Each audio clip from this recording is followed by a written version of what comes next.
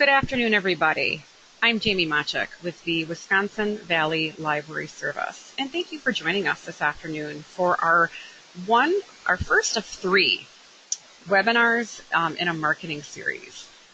Today, we have Kathy Dempsey, and Kathy is going to talk about how and why to do a simple external communications audit. So as you might have seen in the marketing, we have a webinar today. We have one 2 weeks from now and one on the 29th of October, all marketing related. Also wanted to mention that Kathy blogs at the M Word, and she was also chair of the Library Marketing and Communications Conference from 2015 to 2017. That is an excellent conference for those of you interested in library marketing. I'll also be sharing a handout that Kathy sent to me when she begins, and you are welcome to download that as you wish. So Kathy, whenever you're ready, please begin. Okay, if you can hear me, I think I'm good to go. We can. All right. Excellent. Excellent. All right. Well, thank you so much, Jamie, for having me here. And thanks, everyone, for attending. I'm really excited to kick off this series of marketing webinars. Marketing is my job, my passion, kind of my life, but it's all good.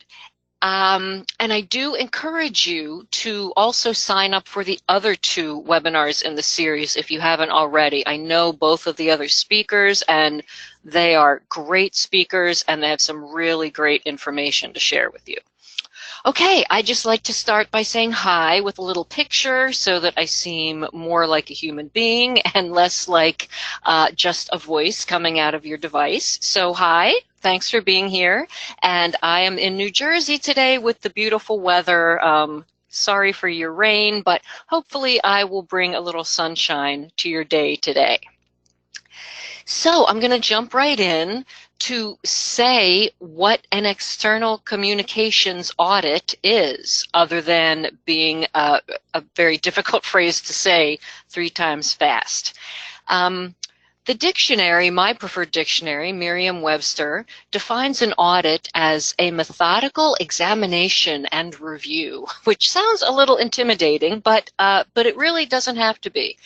When I think of audits, the first thing I think of are banks and finances. My mom worked in a bank for many, many years, and I always remember that when the auditors were coming into the bank, they would come in for like a week every year, and they were a group of very serious people who would sit in the back room of the bank and take a fine-tooth comb over all of the records, looking for embezzlement or other problems or crazy things, and I know that was very stressful. But an audit doesn't have to be that way. So really, an audit is, think of it this way, as an organized checkup to help you see if everything is running as well as it should. Is everything consistent? Is it effective? And is there anything that you need to change? So what I'm going to be talking about today, I'm going to cover this in 2 different sections. I'm going to cover first auditing print and electronic media from the viewpoint of consistency. And then I'm going to talk a little bit about effectiveness as well. I want you to go in not worrying that this is going to be a scary, horrible thing. I promise today's webinar will be more enlightening than frightening. And I also want to stress right up front that this is a very scalable activity. If you're in a small library, maybe you even are the only staff member at the library, you can take 1 hour and do at least a quick sweep of your most important communications and see how they're doing. If you want to put more time in, you can spend a month, you can spend a year. Maybe every month you want to explore a different part of your communications. But even if you do a little bit, you will be improving not only your communications, but also the way people perceive you and improving your reputation and your brand. And if you can do more, that's great, but you don't have to. So hopefully that relaxes everyone a little bit. As we get started, I will remind you, I'm going to stop in a couple different places and ask for questions. But if you have questions along the way, as you think of them, go ahead and type them up, and Jamie will keep an eye on that. And when I'm ready for questions, she will read out what she has. If a question comes through that, you really have to know at this moment, or nothing else is going to make sense, please say so in the chat. And Jamie, don't be afraid to interrupt me if there's something really important. Also, one last housekeeping announcement. I'm going to show you a number of lists and a lot of information here, and all the lists and everything are in the handout that is available, that Jamie has, and is probably available in the control panel already. So don't feel like you have to write down everything. I've made the handout for you and taken care of that so that you can spend your time listening instead of scribbling. Okay, so let's get into the first part. I'm going to talk about auditing the branding and the consistency of your communications. Now, I'll remind you that I'm so many things. In addition to being a marketing consultant, I am also by trade and by degree an editor and a writer and a proofreader. So I spend a lot of time looking at other people's texts and making it consistent, making corrections, fixing the grammar, that sort of thing. So some of the lists I'm going to show you will be a deep dive into all the things you can explore if you have time. Okay, the first thing I highly recommend for print materials is placing everything side by side. This is a simple picture of 3 different press releases that all came from Gale Cengage Learning, and you can just see that they're consistent. They all have the logo in the top right. They have the date line and the information on where it's from on the left side. The headline always has the small hairlines on the top and the bottom. So just looking at this, it looks like they're consistent and they've come from the same organization. Now, this isn't the greatest example visually because these are just black and white printouts. But just to give you the idea, when you are looking for errors and consistency, you might think that you can look at page 1 and then put it away and look at the next page and put it away and look at the next page, and that you will remember from pages 1 to 3 what all the details were to see if they're the same. Let me assure you, you cannot do that unless you have a photographic memory, of course, which I sadly do not. So even for professional editors, it makes a big difference to put things side by side. That's the best way to catch errors and inconsistencies. So this is one of the big lists that I mentioned a moment ago that's on your handout. I wanted to write down as many things as possible that I could think of that you might want to check, because in your own library, you might think, okay, well, we have some brochures and we have bookmarks and event calendars, and that's it. What else should we be looking at? Well, anything that is an external communication that goes out to users, potential users of your library, is something that you will want to take a look at. So as you can see on this list, there are a lot of promotional items that people take away, your flyers, your rack cards, brochures, all that sort of thing.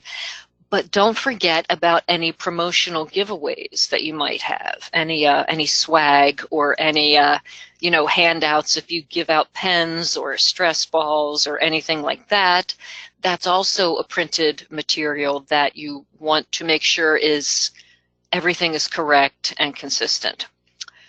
Business materials, if you still use letterhead, even if it's electronic letterhead, even if you have a Word template that you always use for everything, make sure that you have one that you use for everything that has the same look and feel and branding. Think about business cards if you have them, any notices that your library might send out, or invitations, or even your annual reports.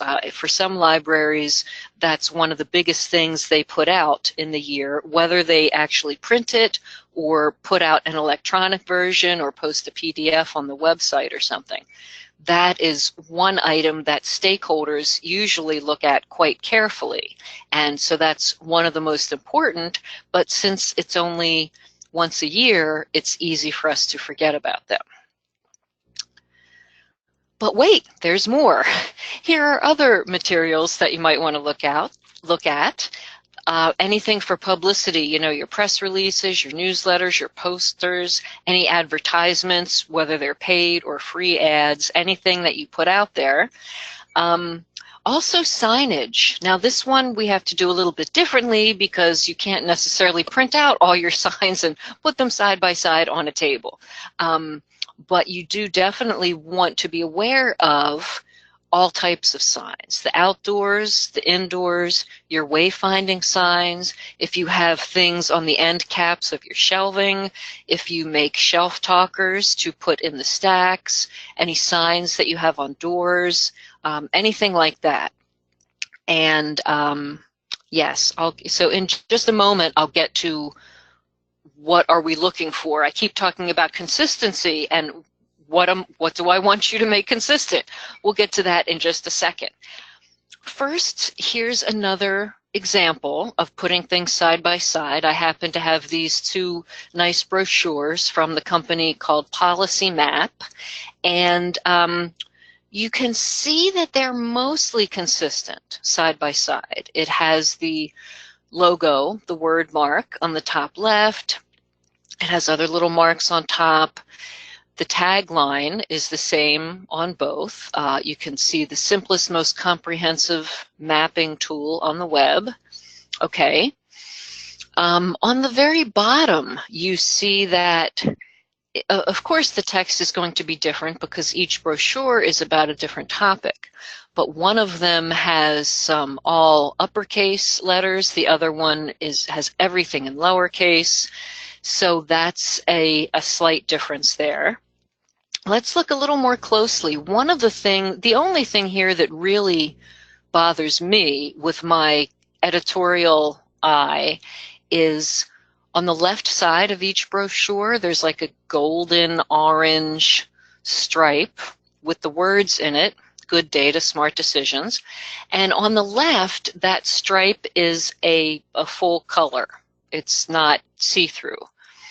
On the right, that stripe is somewhat transparent. It's a screen color, a light screen of a color. And this may be because the picture on the right, the stock photo probably that they used, was horizontal, and perhaps the stock photo on the left was vertical. So there was no photo running off the left side of the page. But for me, I would have made the gold bar on the right side also solid and not see-through. That's just might be a crazy little quirk of mine, but these are the types of things that other people will see and say, they're not the same. Are these really both from Policy Map? Here's a closer look at the sidebars that I'm talking about. They both say good data, period, smart decisions, period, but one is a solid color, one is a screen. So just something to think about. On the right, I have a photograph of two promotional items from a really cool little initiative that was done at Rock Island Public Library. And I really like this, read a latte reading tracker to try to get people to read a little bit more and to track and, maybe win prizes and things like this. Now, there is one major inconsistent thing. on these read a latte items. I don't know if any of you will notice it or not, so I'm not going to keep you in suspense because I don't want you to be up all night thinking about this.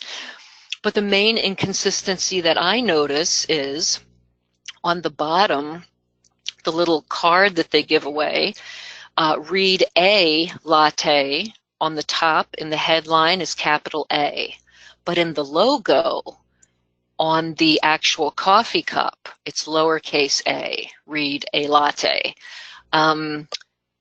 That jumps out at me because I'm used to looking for things like this. And it may seem like a really silly little thing. And, you know, in the scope of life, it's a really silly little thing. But in the scope of great promotional materials, it does jump out at me, and it affects the branding.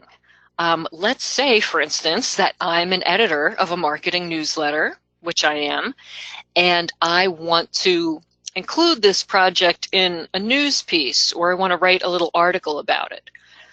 Okay, what is the real and correct name of this initiative? Is it a capital A in the middle or a lowercase a? I don't know how to represent this when I'm writing about it. So things like that do matter, especially when you're going to the media and you want some sort of coverage. You want your titles of everything to be very clear and consistent.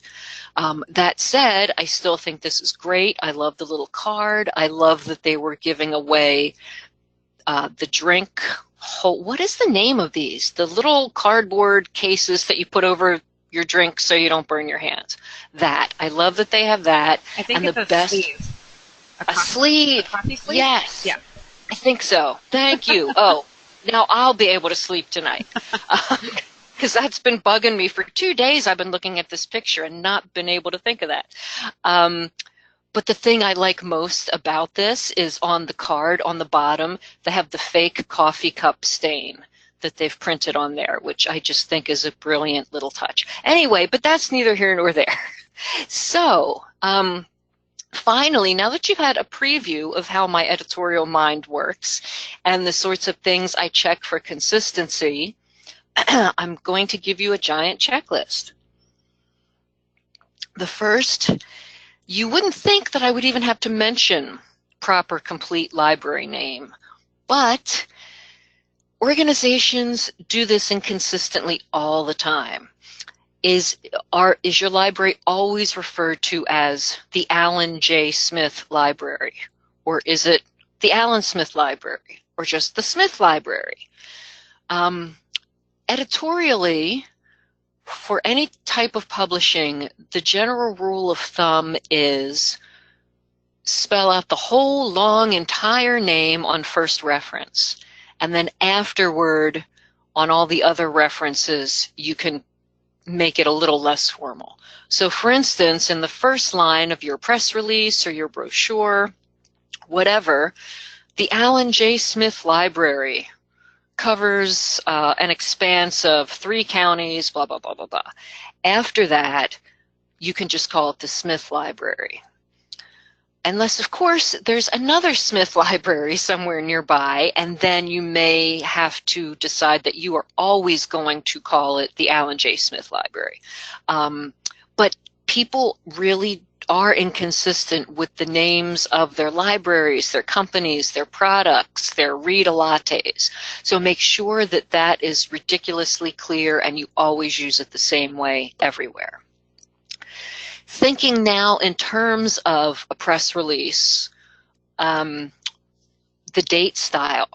Are you always spelling out October 1, or are you always going to say OCT period 1 or 10/1? Little things like that. So wherever you have dates, and not just in the date line of a press release, because maybe you never send press releases, but even across your website and other places, pick one style for your dates. Try to be consistent. Fonts, most of us know to keep fonts consistent because that's important for branding. Type sizes, brand colors are especially important. grammar and writing style. Obviously, you may have only known me for 15 minutes, but you've probably already figured out I'm kind of a stickler for grammar and writing. You do want the style to stay consistent, and I'll talk a little bit more about that soon. You always want your name or your logo or your word mark to be in the same place on similar kinds of items. And what I mean by that is, let's say on your brochures, your logo is always going to be top right corner. But for something like a bookmark or a poster, that might not work. It might look silly and interfere with something that has more of a design. So maybe on all of your bookmarks, your logo will be at the bottom in the center. So just, keep it consistent across the bookmarks, across the press releases, within each class of item. Keep that consistent because it really has a lot to do with branding and with recognition. Brand recognition is so important, especially for, well, no, not especially, for everything, whether you're talking press releases or flyers or posters, just about anything. You know that people only spend a few seconds looking at something. Even editors may only spend 30 or 40 seconds scanning a press release to see if whether to use it or not use it. People who look at signs, especially if they're walking by, see them for just a couple seconds. So the fact that you keep everything consistent in looks, in color, in wording, in positioning, means that people will learn eventually to recognize your brand instantly. And hopefully they will love your library. And even if they're just walking by a poster for a second, they'll say, oh, wait, that's the library. Why do they have a poster here? What are they doing? What's the activity? Let me check that out. So it really gets into the whole psychology of brand science and all that sort of thing. So while some of the things I say here today might seem ridiculously basic, there are deeper reasons behind everything.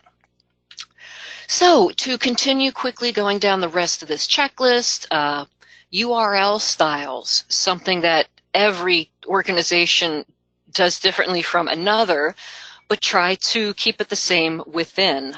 Do you always use the HTTPS://? Do you not use that? Do you just start with the 3 Ws? Some orgs that have really long names or long URLs don't even print the www anymore. They simply say, smithlibrary.org, whatever your name happens to be. Similarly, in the areas that you use hashtags, do make them consistent. You may want to have a hashtag for Smith Library and Alan J. Smith Library, but that one is kind of too long and not very hashtaggy. So make sure that they're consistent. The tone of the message is something altogether different, but incredibly important too. Many libraries, I think especially academic and corporate libraries, come across as super official. You must do this, you must not do that. And it's that kind of tone that will be read into that sort of text. I encourage libraries to be a little more friendly, at least, and say, you can do this, you can do that. We prefer that you not order pizza to the library or something like that. But always think across all your materials of the tone and whether you sound opening and welcoming or whether you sound, you can come in, but we have so many rules. Don't break any or we'll boot you out. Especially if you want people to use the library, something to think about. In that same vein, combining the tone and the name of the library is the point of view of all of your writing, of all of your messages, press releases, social, everything else. Are you going to be that uber formal place that says, the Alan J. Smith Library invites you to come to our open house? Or are you going to say the library invites you, or the staff invites you, or we invite you? And that you really want to determine by I was going to say the flavor of your library. No, perhaps not. What is the personality of your library? You may not think of it as having one, but it definitely does, especially to everyone who sees your messaging. So it's important for that to be consistent. And then if you have lists and lists and lists, that's something you want to check over just to make sure that that doesn't fluctuate too much.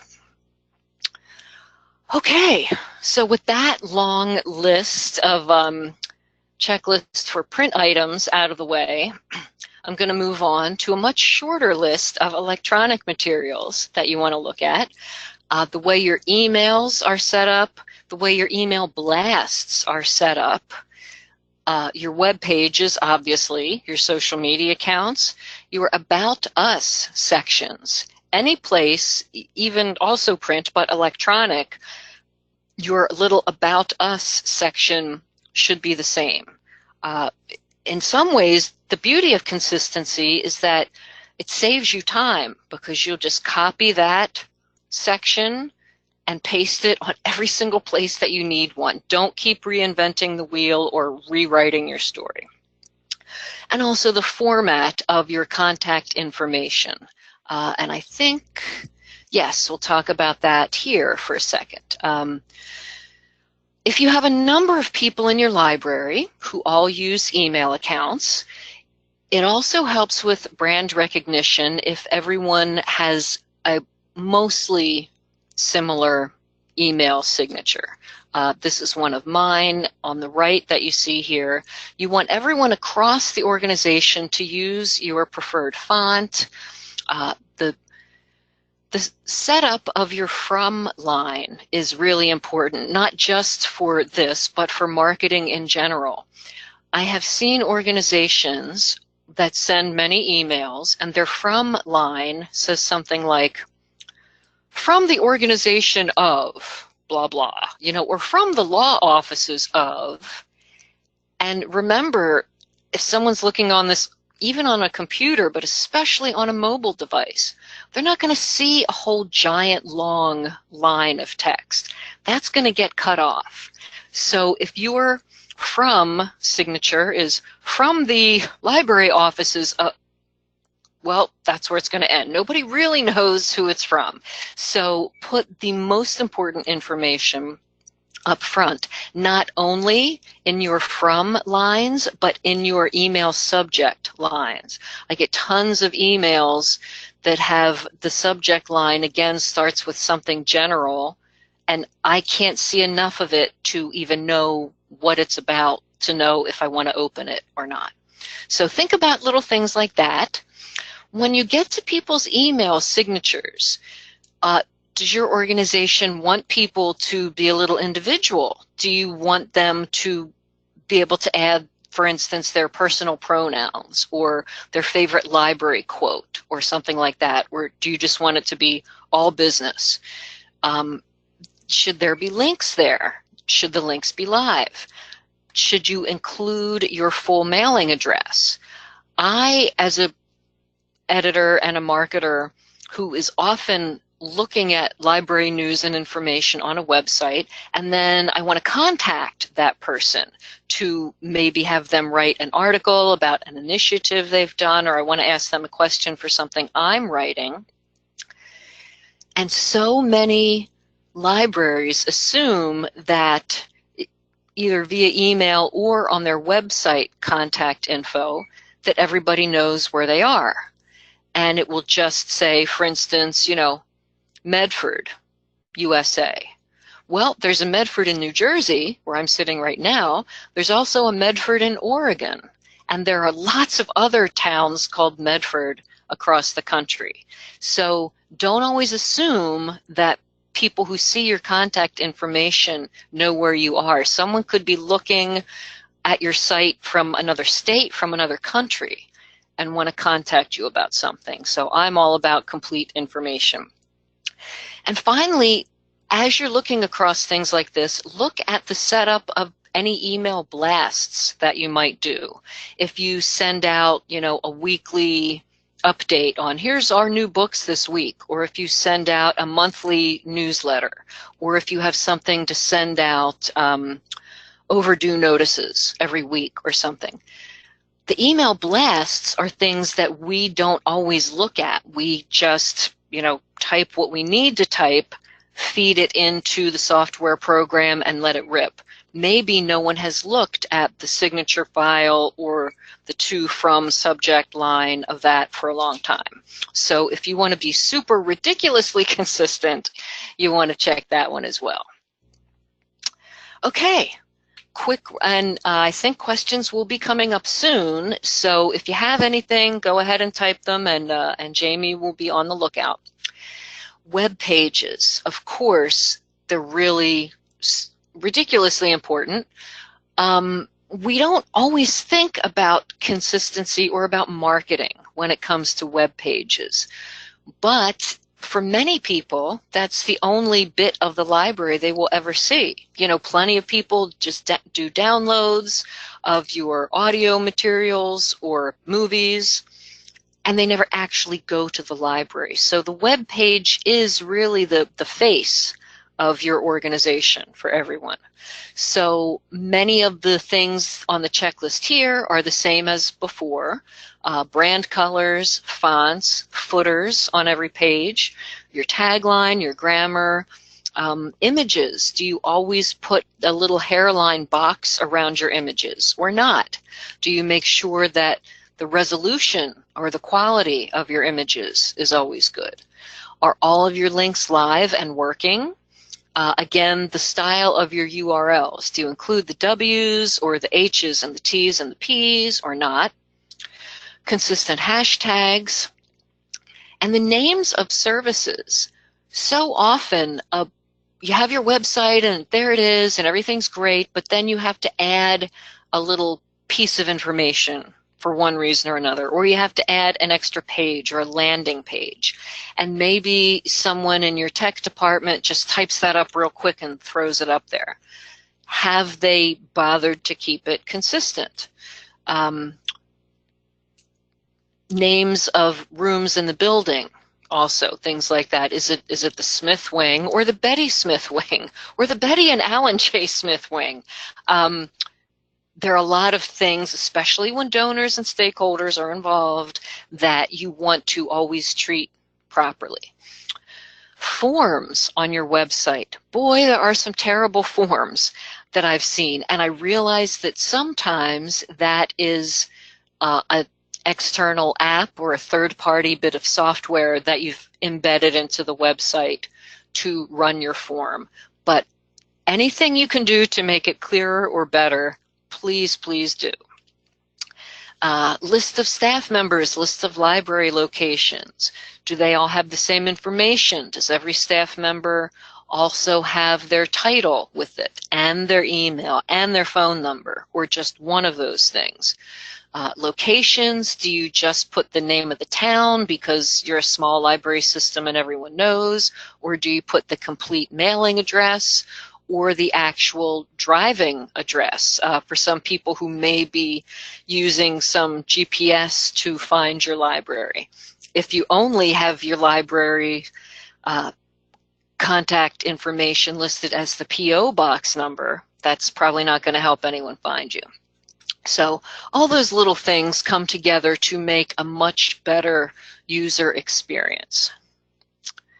Okay, quick look down the consistency checklist for social media. And I know I'm throwing a lot of information at you right away, but I think that you're getting the importance of consistent, proper communications. And so the first part of the webinar and your handout are really just checklists to make it easier and faster for you to do this when you go back to work. So social media, you'll see a lot of the same things here, the proper names, fonts, brand colors, type sizes, writing style.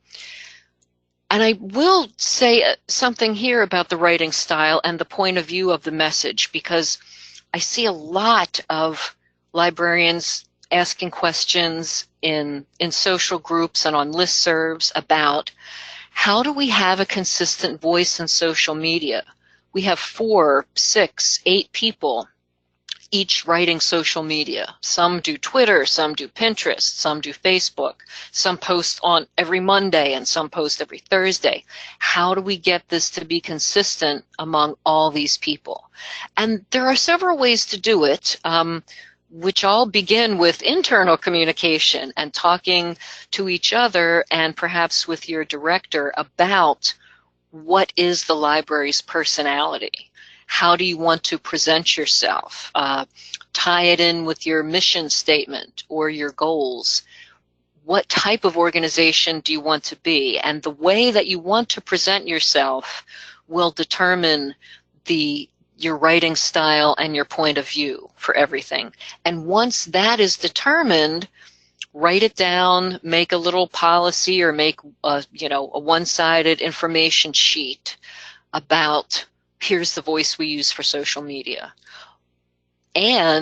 Or you definitely need to have the sheet to refer back to, but you can also have a bunch of people posting on social media, but every post has to be approved by 1 or 2 different people so that they can ensure the consistent voice going through.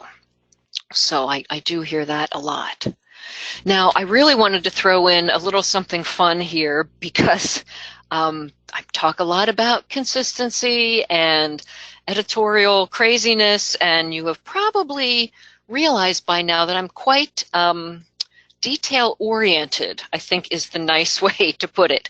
But as you can see from this colorful example, punctuation does save lives. And the way people write and read and interpret things is always different from person to person. So it's important for us as communicators and marketers to present the most consistent face that we possibly can. Other people may still misinterpret things from time to time, but it's our job to do everything we can to make sure that we help them understand our library's personality. And for goodness sakes, always use a comma in this situation. You never want to say, let's eat kids, because, well, and anyway, I'm so glad I could use this because it's October today, so happy October. Okay, 1 or 2 more slides before I'm ready for questions. Tips on consistency. As I just mentioned, create that writing style guide. That can be a giant 50-page manual if you want it to be. It can also just be 1 page that has the basics. Here's our chosen font. Here's our brand colors. Here's how personal we are. We always write in the first person. We always write in the third person, that sort of thing.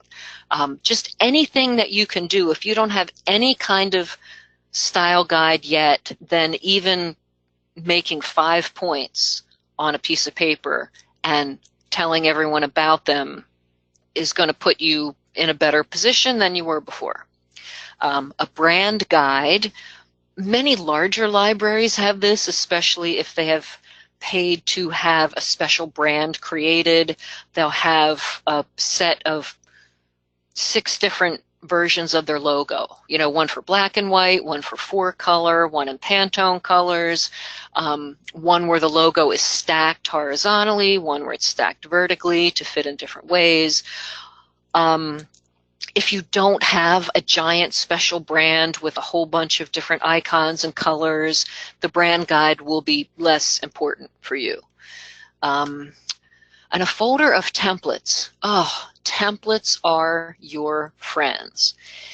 And this brings up something else where I see tons and tons of people complaining online in forums, especially in closed marketing groups where people can honestly say, I'm about to tear my hair out everyone in my library insists on making their own posters, and they won't use the brand colors, and they just use whatever they think is pretty, and they're not asking my permission or going through my department. It makes a lot of people crazy. And the best way to get around that is to create templates for, here's a template for your basic poster. Here's a template for your bookmark, all the flyers, all that sort of thing. Have a template for everything, but you can't just make the templates and assume people will use them.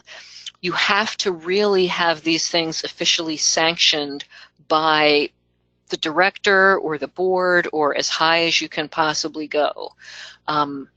You have to have kind of an edict coming down from on high to tell everyone that it's not optional. Like, the template isn't just a cute thing if you want to use it. This is a must. And nobody is allowed to put any communications out of the library unless it's on one of our templates. And if you have questions, whatever, here's the person to call. That's really the only way to get around the problem of everyone deciding that they want to be a designer today. And it may not be easy, but it is doable. I have published some case studies in Marketing Library Services newsletter about how people have done they have made their brand guide, their style guide, all their templates. They've gotten the okay from the director, and then they have had a few small training sessions in order to bring in every single person who is making those darn unofficial posters, and just explaining how to use it. Here's where the templates are stored. They're on our intranet in this folder. This is how to use them, and this is why. It's not that you want to quash anyone's creativity. It's that it's important for brand recognition to be 110% consistent all the time. And brand recognition leads to good perceptions, good user experiences, and maybe even better funding. So there's that.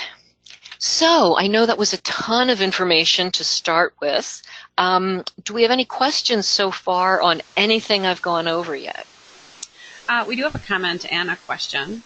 Okay. A comment from Laura is, I would add receipts to print materials to look at because that's easy to forget, and I agreed. That's something to consider as well. And excellent, thank you. Yeah. She also asks, do you feel like this is a project that is ever complete? I've been doing marketing for 4 years at a library, and I feel like there's always something else. Well, the bad news is there is always something else. But the good news is that if there is always something else, it means you're growing. You've tackled this and this and this, and now there's something new to tackle. Or you're trying your first ever open house, or you're having some sort of new event, and you have no template for that.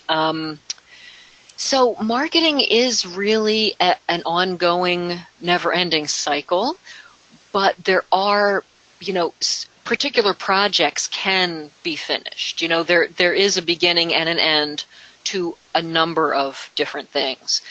But for something like this, like I said, you can, if you're in a small library, you can just say, okay, these 2 items are the most important to me. I'm going to take 2 hours to look over them, and that's all I can do.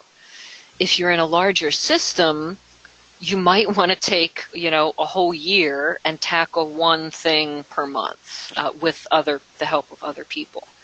So I don't know if I've just reassured her or not at all. Another question came in. Let's go ahead and take this one.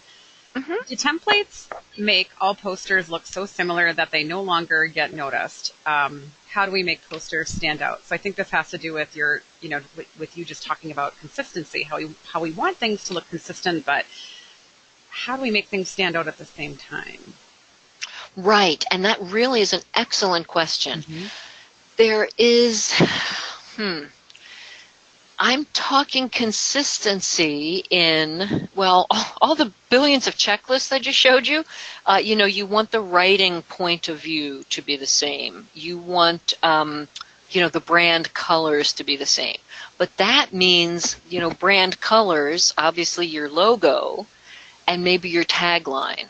Maybe your template for a poster will always show it in a black frame, just because I'm looking at this current slide. Maybe you have a funny little thing where all your posters are in black frames.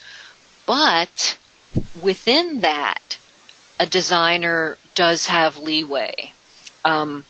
Even if you always use the same 3 fonts on your posters, the biggest, you know, the headline, the event name, the whatever, can be any of those 3 fonts, and it can be in any color. It can be orange for Halloween, it can be pink for spring, whatever. So there is, the template is really to keep the most important things in the same place. You know, the logo, any tagline, branding. But within that template, there is space for design preferences. However, I'm also going to say that if your library has people who are either professional designers or semi-pros or someone who's used, you know, Canva for 5 years or something, they should have a little more freedom to design.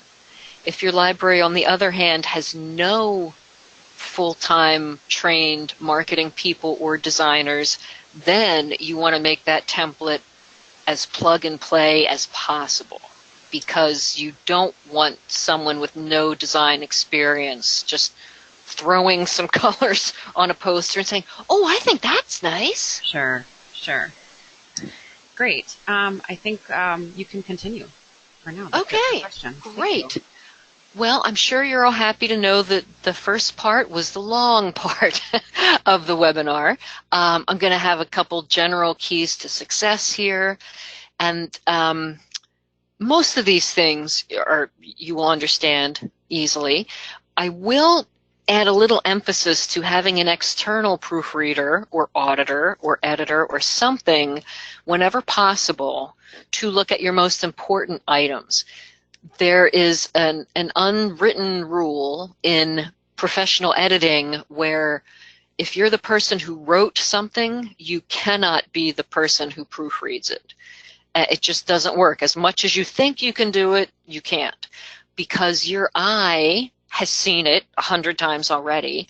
And even in checking the copy, you know how you're reading along something and a tiny word is missing, like it or a is missing, but your brain knows it should be there and your brain just fills it in. So you need a fresh brain to look over everything that you have created. That will get you out of a lot of potential jams. And the other thing, no lingo as much as possible. There's another reason to have someone else proofread. And if possible, on something really, really important, have a non-library employee proof it, because they can tell you if something is clear or consistent, because they don't know what's going on in the library. You know, that they haven't been in on the 10 committee meetings that have finally brought this project to fruition. So they're going to be great testers for reading to see how everything works and if it makes sense to someone outside the library. This I will offer you just in case anyone is interested. This is a chart. Bet you didn't know that, did you? Thanks, Kath.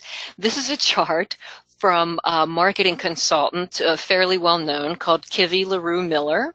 She does some corporate but some nonprofit marketing, and she had this communications audit chart on her website. So if this looks like the type of thing that would work for you, or if it might spur you to create something else, another way for you to keep your records of what you have checked, what you haven't checked.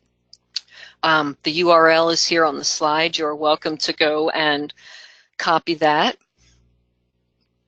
Okay, so now I'm going to quickly go through the communication effectiveness, because here's the thing. Let's say that you just spent, a few hours over the course of, a couple weeks looking at everything, and it's all consistent and it's perfect and all the I's are dotted, all the T's crossed. But what if the text with those I's and T's isn't effective? What if it doesn't explain things clearly? What if it's just not useful? Then it doesn't matter if it was effective. So in thinking about this, I came up with 4 major questions to help you test the effectiveness. And the first, is it findable? Is this the perfect thing that you have just put together? If it's in a space where no one's ever going to look, doesn't matter that you have the perfect thing. So is it findable? Is it picked up if it's print, or clicked on if it's electronic? Is it clear and easy to understand? That goes back to having someone else do some proofreading and test reading, really, of any important materials. And is it memorable? Do people discuss it? Do they read it? Do they talk about it?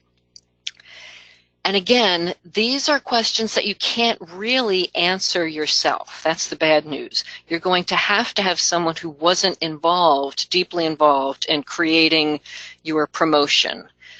They will be excellent guinea pigs for reading it and saying, oh, that makes no sense at all.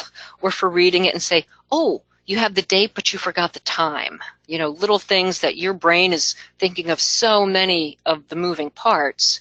Sometimes we overlook something huge.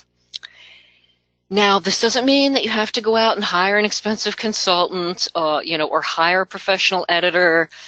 You can just run something past a spouse or a friend. If you just want to do it really quickly, you can go a little more pro if you like. You can even, just within your own library system, maybe trade things like, hey, here's a poster and a press release I'm making for our upcoming event. Can you take a look at these? Because you don't know about our event. And in that same way, the person from the other branch can send you some things to look at. It can be as easy as that.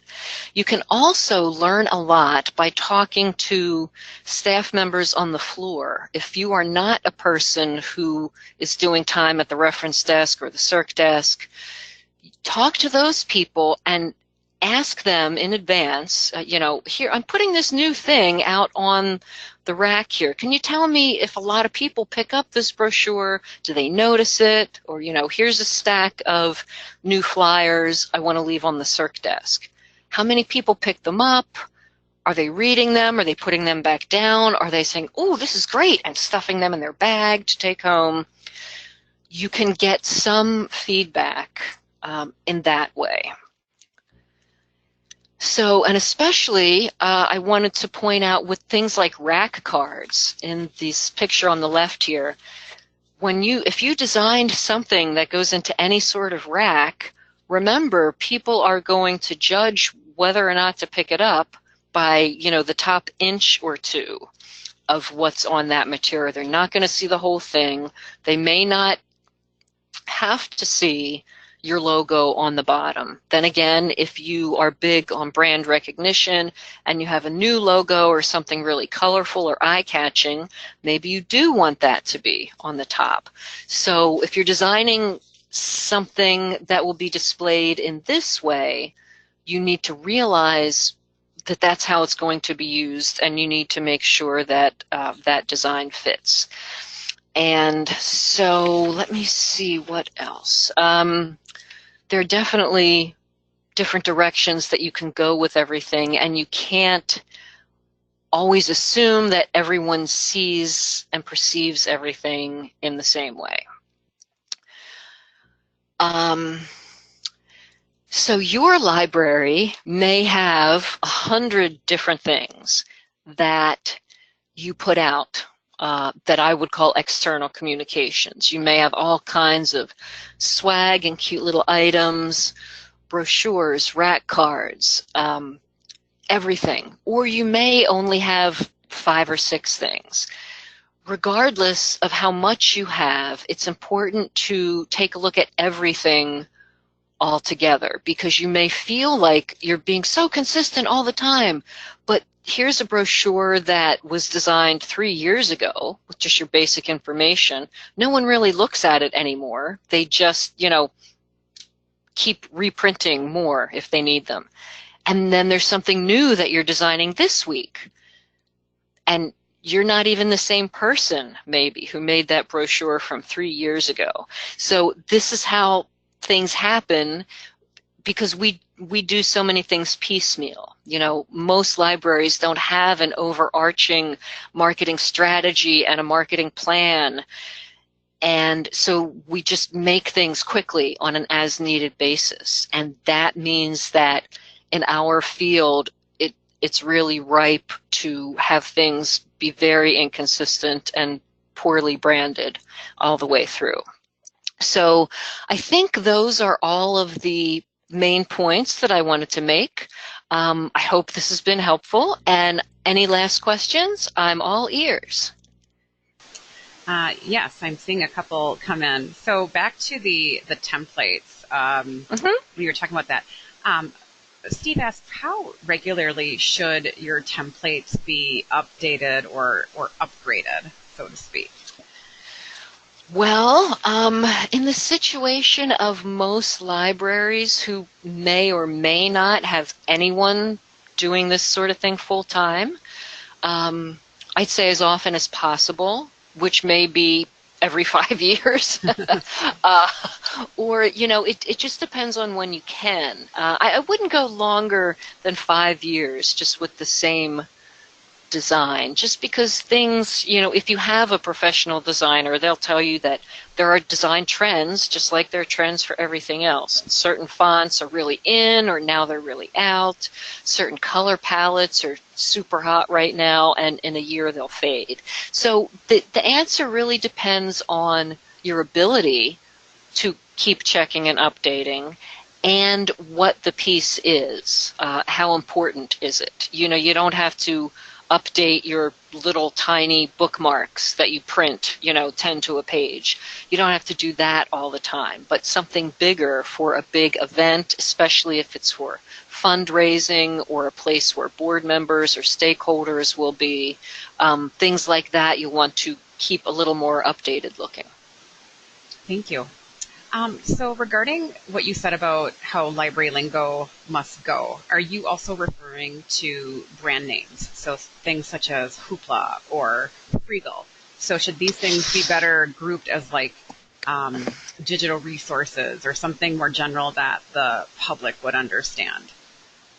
Boy, that question is almost too good. Usually I say don't use brand names.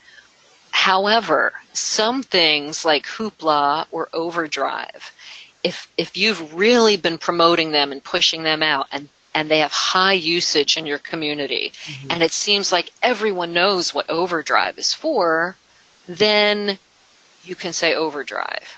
Sure. In most cases, though, most other, the digital downloads people are a little bit more aware of, I think. Yeah. But for other like database names, what is a tutor.com? What is an EBSCO? I don't even know I don't even know that people know what a database is all the time. Well, and that. And honestly, yeah, whenever I give talks on that, I even try to say, don't use database. And everyone says, well, what do I use instead? And I say, I've been asking that question for 20 years and I still haven't gotten a great answer. So database is something that we really struggle with. Some people call them, just online resources, online information. Right, I was going to say information. Okay. Yeah. Here's my best piece of advice for that. When in different sorts of classes that I teach, I say don't use the brand name or don't even use a title of anything. Don't talk about the product itself. Talk about the benefits that it delivers. So instead of saying, oh, we have tutor.com, which, okay, you can kind of guess what that one is. But, we have homework help. Right.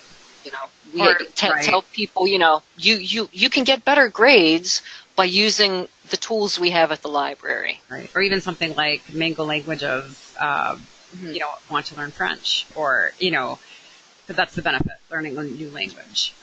Exactly. That's exactly it. Okay, yeah. Thank you. Another question is, if your logo was designed as black print on white, are you locked into that color scheme on posters and flyers? Black print on white. Well, it depends. When you had the logo designed, did you only get a black and white version? Most design projects will include various versions of any logo, include, the black on white, the white on black, the color version, the EPS file versus a PDF file. If you don't have anything else but the black on white, then my next line of questioning is, do you have any brand colors?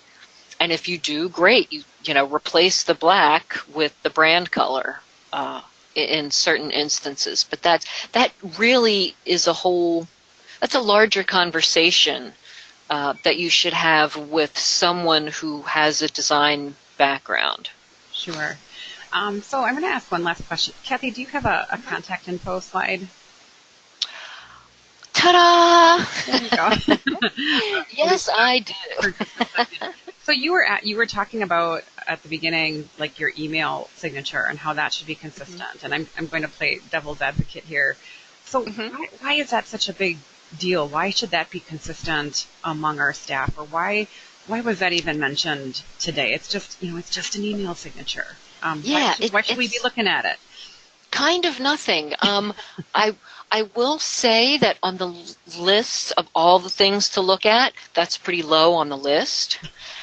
But I will say that there are some people in larger organizations, when I am talking with a number of people from one library, some people are so bare bones in their email signature that I don't even have a phone number. I don't have, I send them an email and it bounces back 3 times and I have no phone number from their signature. Of course, I could look on the website, and then there are people on the other end of the spectrum who decorate their email signatures like they're decorating their dorm rooms. Yeah.